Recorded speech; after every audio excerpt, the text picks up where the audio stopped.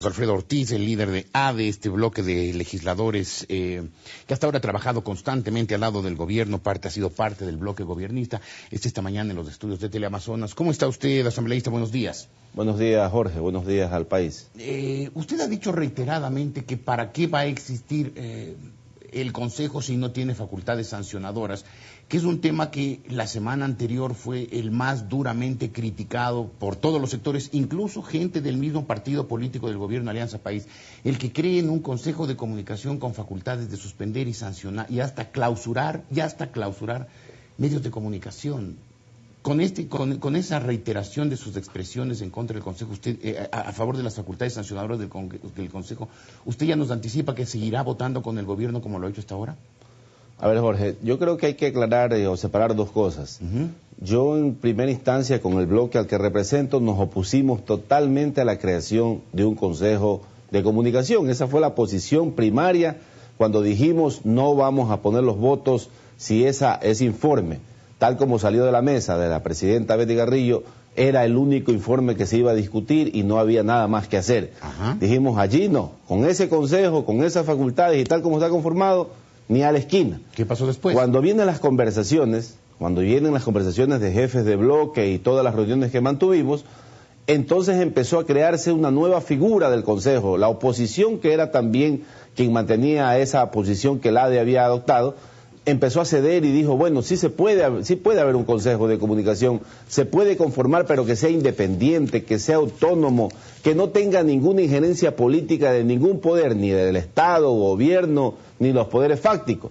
Entonces ahí fue cuando yo digo, en la reunión, a ver, si eso es lo que va a hacer el Consejo, si así se va a conformar el Consejo, si eso vamos a plasmarlo en el proyecto de ley, entonces tenemos que darle a ese Consejo algún tipo de facultades, porque... O un camino mucho mejor. Eliminar ese consejo para no ponerle una mordaza al país. Desde el principio fue nuestra posición. Yo me topé en la reunión con una sesión de posiciones cuando ya se había instaurado que sí debe existir un consejo para que haga ciertas cosas en el ámbito de la comunicación. Y ahí es cuando llego yo y digo, me parece absurdo crear un consejo para que haga un saludo a los medios de comunicación o para que haga un saludo a algo. Para eso mejor que no exista, dijimos. Esa era la solución, eliminarlo. Así era, pero lamentablemente ya en el debate y en la discusión se llegó a ese acuerdo y tuvimos que sumarnos el resto de bloques políticos. Es que se llegó a ese acuerdo entre comillas, porque los asambleístas del partido político del gobierno no cedían. El presidente de la República, a través del señor Ricardo, ¿cómo se llama el señor Patraña? Patiño. Él insistía pues en que tiene que haber un consejo sancionador. Entonces, obviamente lo que se hace es llegar a un acuerdo para que existiendo ese consejo por lo menos no tenga las facultades de clausurar medios. Exactamente, a eso pero ¿por qué no si ustedes tienen los votos que están en el fiel de la balanza, ¿por qué no inclinan a la balanza a favor de la libertad y no a favor de la mordaza? Bueno, eso se verá más adelante en el debate, Jorge, porque a mí me sorprende que ahora en este actual momento, y déjeme decirle con toda franqueza y sinceridad, ya no es el ADE el que pone los votos exclusivos para el tema de la ley de comunicación. Ya es Sociedad Patriótica, ya es Madera de Guerrero, ya es el PRIAN, todos firmaron el acuerdo diciendo esta es la forma como debe salir la ley, entonces todos deben poner los votos hoy para que esa ley salga, o todos no deben poner los votos para que esa ley no salga. Esa es la solución. Esa podría ser la solución, pero eso ahora, lamentablemente no fue lo que se firmó ese día en el acta que logramos firmar todos los jefes de bloque. ¿Ustedes los asambleístas ya tienen la libertad para... Me refiero a la libertad frente al gobierno, la independencia frente al gobierno para votar contra el proyecto mordaza del gobierno? Lo hemos demostrado, tenemos total libertad, total independencia. Perdóneme que lo ponga en duda. Póngalo en duda, Jorge, y yo se la acepto, pero la hemos demostrado. Ley tributaria. ¿Usted cree que la ley tributaria, si nosotros no poníamos los puntos sobre la IE, salía esa ley tributaria como salió? No hubiera salido como vino del gobierno. La proforma tributaria. Los cambios fueron... No, sí fueron sustanciales. Porque... No le voy a discutir ese tema, bueno, yo tengo otra opinión. La proforma presupuestaria, como vino del gobierno, no hubiera salido si no hubiéramos puesto los puntos de vista ahí, donde también se sumaron otros bloques políticos. En este caso concreto, ¿ustedes están dispuestos a impedir que el gobierno le ponga una mordaza al país? Jorge, no quiero decirlo en primera persona, pero si nosotros no decíamos la primera vez que salió la ley, el informe de mayoría, que no nos gusta ese proyecto, que no vamos a dar los votos, no hubiera posiblemente habido estas reuniones de jefes de bloque, no nos hubiéramos podido poner de acuerdo, porque si hubiéramos dicho desde el principio el ADE que sí vamos con esa ley, que están los votos nuestros ahí, no se hubiera quizás discutido. Pero porque todavía estamos en los prolegómenos, a la hora de votar. ¿Cómo va a hacerlo el ADE? ¿Por la mordaza o contra la mordaza? Contra cualquier ley que dañe la facultad principal que tenemos los seres humanos y los ecuatorianos, la libertad. Contra cualquier ley que forje alguna cadena para quitarnos la libertad de los ciudadanos, que también la necesitamos y la requerimos.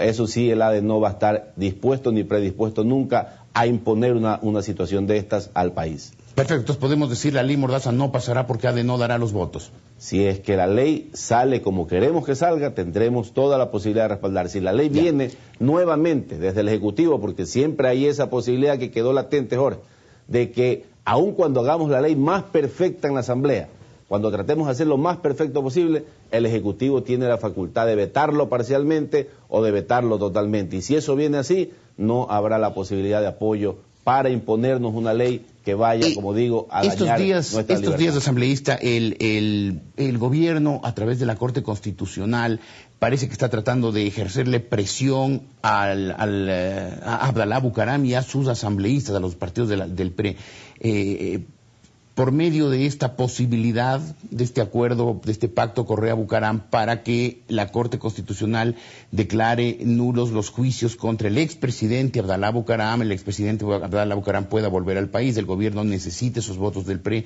para aprobar la ley mordaza. ¿Cuál es la posición del ADE como bloque con respecto a este tema? Mire, no conozco oficialmente estos temas netamente de justicia que se están dando en la Corte Constitucional. Conocí algunas notas de prensa en que decían que ya se ha sorteado el juicio del expresidente Bucaram, en fin. Pero el ADE, fiel a sus principios, por eso ha mantenido cierta distancia con esta posición. Jamás Dalo Bucaram, que ha sido parte del ADE, ha mencionado dentro del bloque que esa debe ser nuestra lucha, nuestro caballo de batalla para imponerle o para presionar al gobierno en tal o cual situación. Jamás se ha dado esta situación. Esa es una lucha de Dalo, es una lucha del PRE, es una lucha de un hijo, que yo la respeto mucho, pero que no es agenda política del bloque ADE al que nosotros nos pertenecemos. Muy bien, Liz Valareso tiene una pregunta para usted, asambleísta. Adelante, Liz, por favor. Muy buenos días, muchísimas gracias, Jorge. El fin de semana el doctor Herrería decía que para él la firma de esta acta de compromiso por parte de los asambleístas del bloque de país es simplemente una pantomima para distraer la atención, porque ellos mantendrán su voto a favor del proyecto tal y como está. Y que precisamente por eso se lo va a debatir en esta época, en esta semana de Navidad y de fin de año, cuando la gente quizás ya tiene la mente en otra cosa y que puede ser aprovechado este tiempo para aprobar una ley tal y como estaba, que sería una ley mordaza. Bueno, esas son las dudas que siempre van a existir. Nosotros también las pusimos en la mesa cuando dijimos, Liz, que el presidente puede mandarnos luego desde Carondelet la ley como él quiere, aun cuando le mandemos de la Asamblea otra ley, no las puede vetar parcialmente, y un veto parcial incluye una serie de cambios. Pero usted ha dicho que ustedes estarán en contra de una ley que coarte las funciones de libertad de los ciudadanos. Tal y como está la ley ahora, ¿coarta esas libertades desde su punto de vista? Claro, la actual sí, pues la actual es discúlpeme, la expresión de la actual es una desgracia de ley, o sea, simplemente el informe que ahora tenemos que debatir, porque la ley de la función legislativa no nos permite cambiar el informe de mayoría, ya está votado, ya está salido de ahí de la mesa, entonces tenemos que discutirlo, debatirlo, ese informe, pero lo que vamos a dedicarnos mañana es a proponer todos los puntos del acuerdo que se firmó para que sean insertados en el segundo. Como última pregunta, dentro de esos puntos que se firmaron, de esos acuerdos, en cuanto a lo que compete al Consejo, se ha hablado mucho de las funciones, que tiene que ser autónomo e independiente, pero no se planteó nada en base a la conformación de ese Consejo. Tal y como está, sería conformado por entes que son regulados por el gobierno.